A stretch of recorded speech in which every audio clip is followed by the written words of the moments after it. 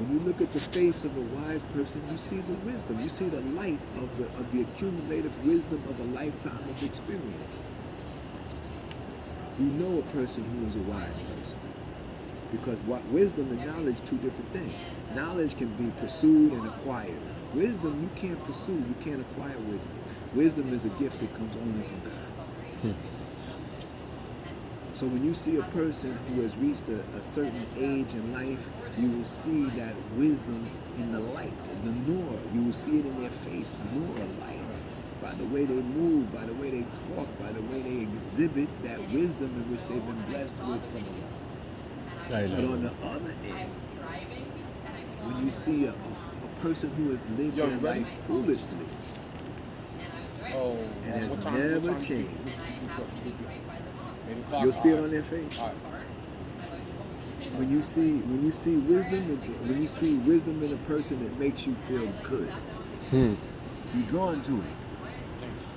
When you see a person who's lived a life who never quite got this, never quite got a grip on the life experience, and they reaching the end of the line, and they show no signs of any benefit of having lived a whole life. They lived a whole life and they never quite grasp the meaning and purpose of life. When you look in the face of such a person, it's a sadness that you see. You're sad because the signs of life is chiseled on their face, but there's no light. There's no light. And there's a sadness. Why?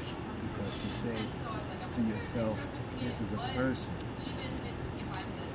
who's lived their whole life and never realized the true purpose of life. And what's even sadder is when you see a person who was given the light or testified to the light, recognized the light, was illuminated by the light, and chose to go back into darkness.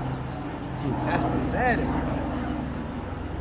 That's sadder than the people who never seen. That's sadder than a person that never came out of the light, out of the darkness. A person who was in the light and who Allah had allowed to be unveiled to see the light, and they chose to reveal themselves in darkness, is sadder than a person who was never exposed to the light. That's why we say, as Omar ibn Khattab, may Allah's mercy be with him, said, I would rather be dead than to go back into darkness. I'd rather be dead. If you ask me right now, if I was presented with an opportunity right now, say we was in a Twilight Zone episode, and you had death on one side, and you had an opportunity on the other side to go back into darkness,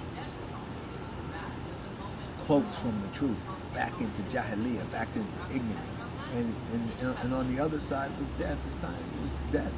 You have one or two choices: go back into the darkness or die. I take death. Because the thought of going back into darkness,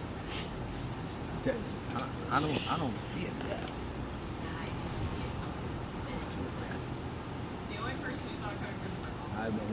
When I take a review of my life, I done faced death 100,000 times over. Looked it in the face, and it just wasn't time to go. Since I was a little boy,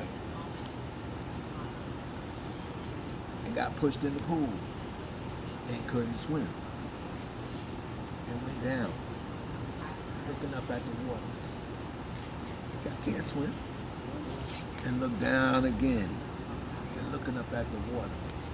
And started to fade away in my consciousness, and all of a sudden, boom! I pulled out of the pool. I was dying then. I would have been a child death, drowned in the pool. Somebody pushed me into deep water, and from that point on, there's been hundreds, if not thousands, of times when I've confronted death, looked it in the face. I don't fear death. It's inevitable. I'm preparing for it. But what I do have a conscious fear of is standing before Allah on the day of judgment in a state in a condition that's not pleasing to him.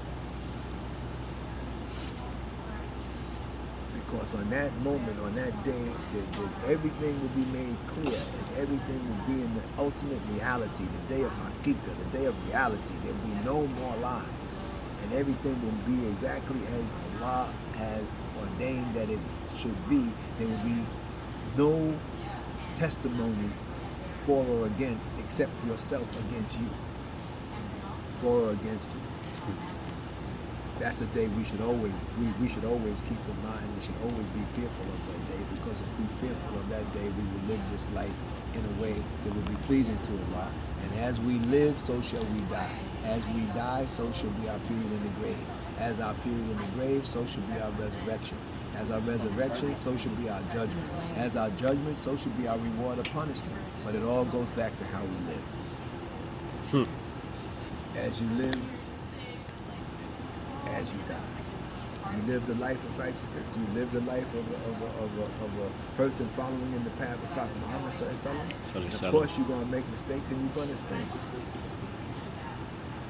But when you make a mistake, you seek the forgiveness of Allah, you make repentance, and you turn around and get right back on the straight path. And you don't succumb.